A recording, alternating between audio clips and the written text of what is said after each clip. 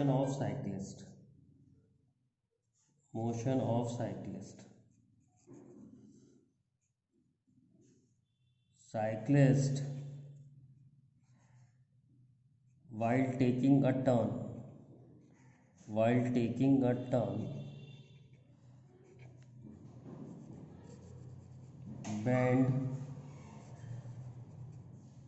bends from vertical. Cyclist जो होता है जब टर्न लेता है तो वर्टिकल से बैंड हो जाता है। ऐसा वो क्यों करता है और उसका क्या एडवांटेज होता है? जैसे ये टर्न है तो साइक्लिस्ट जब बैंड हो जाएगा तो जो कांटेक्ट फोर्स होगी वो इधर हो जाएगी। मान लो है साइक्लिस्ट टर्न ले रहा है, ये वर्टिकल है, वर्टिकल से थीटा एंगल बैंड हो गया। ऐसा करने से क्या होगा, ये वाला कंपोनेंट जो हो जाएगा ये हो जाएगा एन कॉस थीटा और ये वाला कंपोनेंट हो जाएगा एन साइन थीटा। तो साइक्लिस्ट पे बाहर की तरफ सेंट्रीफ्यूगल फोर्स लगेगी M we square upon R. तो बाहर की तरफ फोर्स लगेगी M we square upon are और वेट लगेगा एम जी। तो अगर वो बैंड हो जाएगा तो ये जो कांटेक्ट फोर्स का वर्ड और ये वाला कंपोनेंट है एन साइन थीटा, ये तो इसकी सेंट्रीफ्यूगल फोर्स को बैलेंस कर लेगा। तो N sine theta M we square upon R हो जाएगा और N cos theta M G हो जाएगा।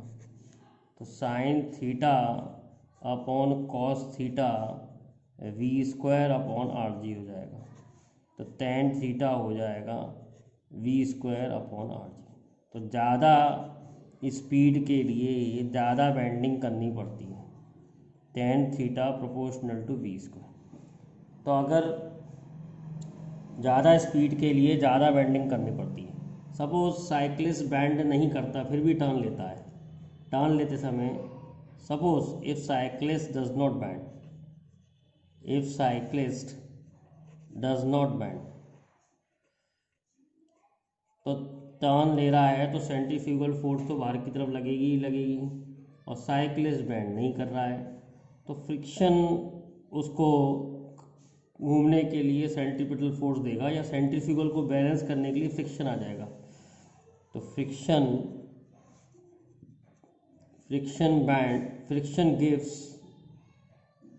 Friction balances centrifugal force. Friction centrifugal force को बैलेंस करेगा उस केस में।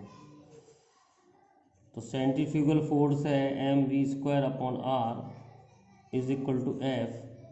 तो m we square upon are और एफ होता है म्यू एन। तो एन इस केस में ऐसा होगा क्योंकि बैंड नहीं कर रहा है तो ये नॉर्मल रिएक्शन हो जाएगा, तो एन एम जी के बराबर हो जाएगा। तो हमारा आ जाएगा सॉल्व करके M we square upon are is equal to mu M G. M और एम कैंसिल हो जाएंगे, वी आ जाएगा रूट म्यू जी आर।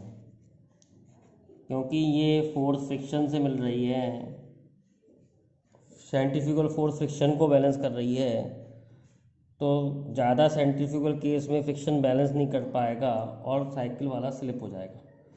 तो इसीलिए स्लिप से बचने के लिए उसे थोड़ा झुकना पड़ता है। झुकने से जो कांटेक्ट फोर्स का साइन कंपोनेंट है वो दे देता है उसे सेंट्रीफ्यूगल फोर्स, फ्रिक्शन के आने की ज़रूरत नहीं पड़ती है। दो तरह की रोड होती हैं, अनबैंक रोड और बैंक रोड। तो अनबैंक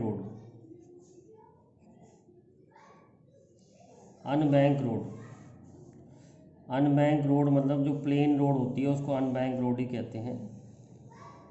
एक रोड है सर्कुलर है और बैंक्ड नहीं है। बताऊंगा बैंक्ड क्या होता है।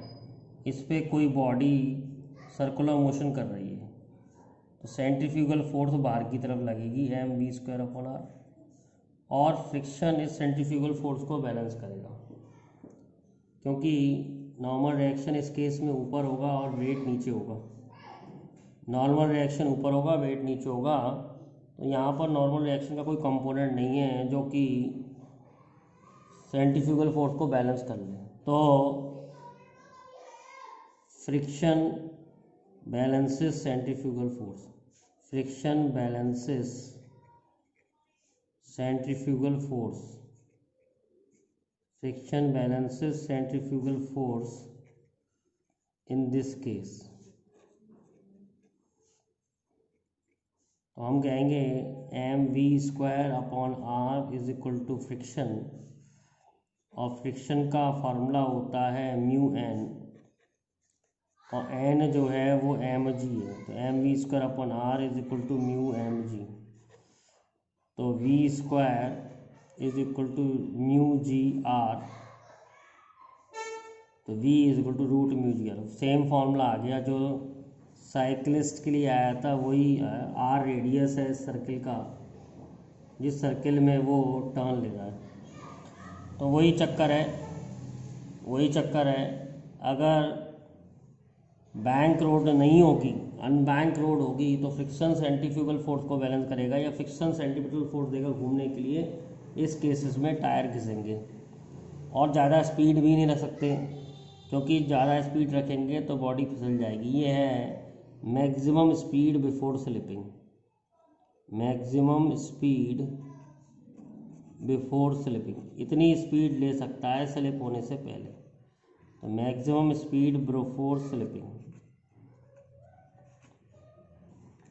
अब थोड़ा बैंक रोड के बारे में समझते हैं, बैंक रोड क्या होता है, उससे क्या एडवांटेज है। तो banking of roads, banking of roads क्या करते हैं, टर्न पर रोड को थोड़ा एक तरफ से उठा दिया जाता है। जैसे ये रोड है, ऐसे जा रही है, टर्न पर थोड़ा सा उठा दिया जाएगा, मान लो h। और वैसे तो ये रोड है, रोड की विड्थ ये है, लेकिन मैं रोड की विड्थ ये ले रहा हूँ x, इससे थोड़ा आसान हो जाता है। तो जब कार या कोई भी व्हीकल टर्न लेगा तो इस तरीके से नॉर्मल रिएक्शन इधर काम करेगा। नॉर्मल रिएक्शन सरफेस की परपेंडिकुलर होता है, ये थीटा हो जाएगा, ये n cos थीटा हो जाएगा, ये n sin थीटा हो जाएगा, और सेंट्रीफ्यूगल फोर्स बाहर की तरफ काम करेगी, mv²/r, वेट नीचे की तरफ काम करेगा। तो होता क्या है, ऑन बैंक रोड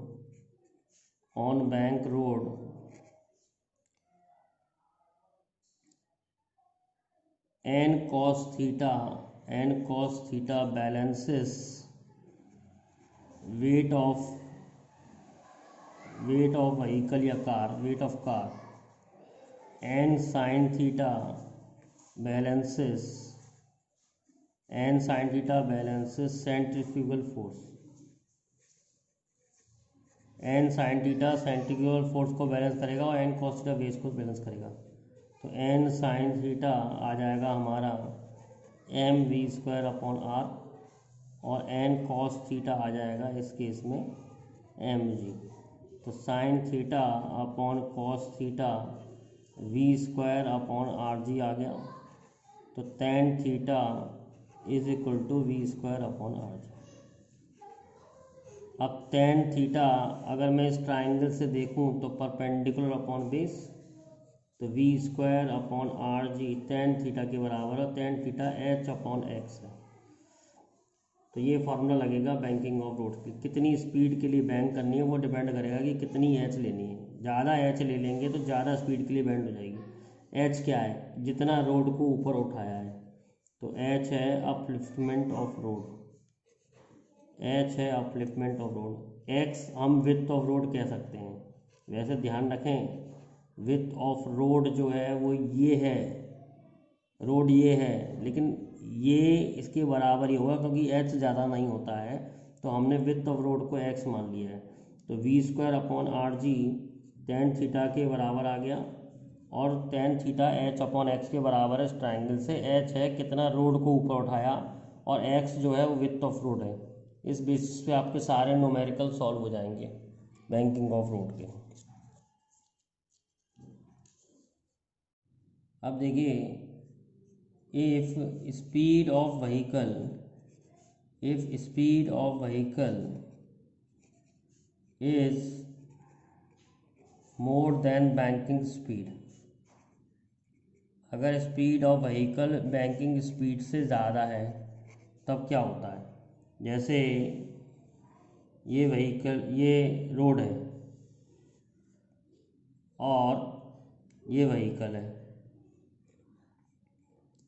ये व्हीकल है, तो इसका वेट नीचे लगेगा mg, नॉर्मल रिएक्शन ऊपर लगेगा n, सरफेस के परपेंडिकुलर। ये एंगल भी तुम्हारा थीटा होगा, ये एंगल भी तुम्हारा थीटा होगा। ये वाला कंपोनेंट हो जाएगा n साइन थीटा, ये वाला कंपोनेंट हो जाएगा n कॉस थीटा। एंगल के पास वाला कॉस होता है, एंगल से दूर वाला साइन होता है।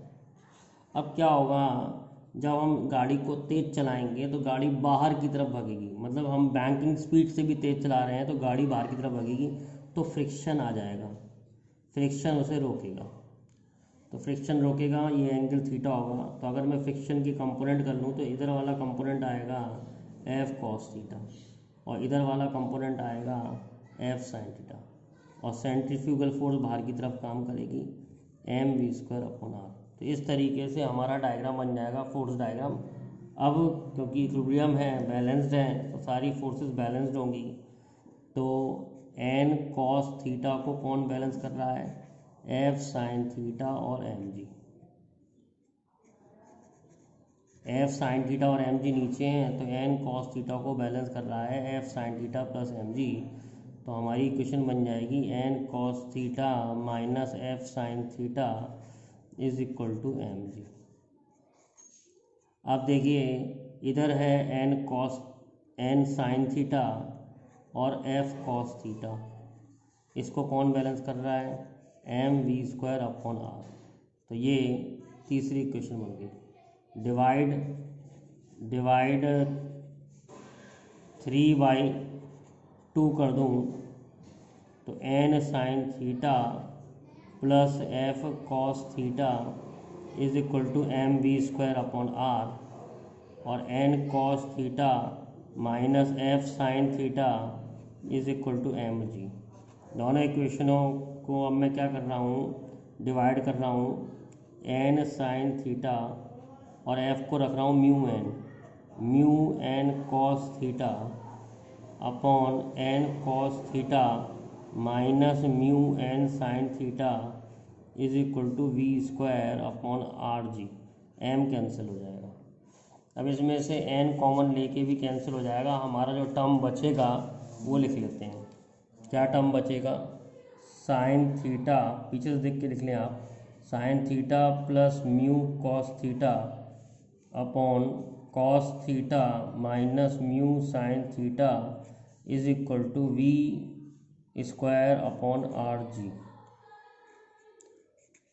तो एक तो फार्मूला यही आ गया। ये मैक्सिमम स्पीड है जो वो ले सकता है बैंक रोड पे, मतलब इसके बाद फ्रिक्शन भी नहीं बचा पाएगा। अब मैं पूरी इक्वेशन को ऊपर नीचे कॉस थीटा से डिवाइड करूँ, sign theta upon cos theta plus mu upon 1 minus mu sine theta upon cos theta. मैंने ऊपर नीचे कॉस थीटा से डिवाइड कर लिया, तो sine theta upon cos theta आ गया टेन थीटा। तो tan theta plus mu upon 1 minus mu tan theta, ये फार्मूला आ जाएगा आपका v मैक्स का स्क्वायर अपॉन r। तो मैक्सिमम स्पीड जो ले सकता है rg tan theta plus mu upon 1 minus mu tan theta का रूट, इससे ज़्यादा स्पीड नहीं ली जा सकती बैंक रोड पर भी, क्योंकि फ्रिक्शन भी आ गया है। अब इसके बाद फ्रिक्शन भी नहीं आएगा और उसकी गाड़ी फिसल जाएगी।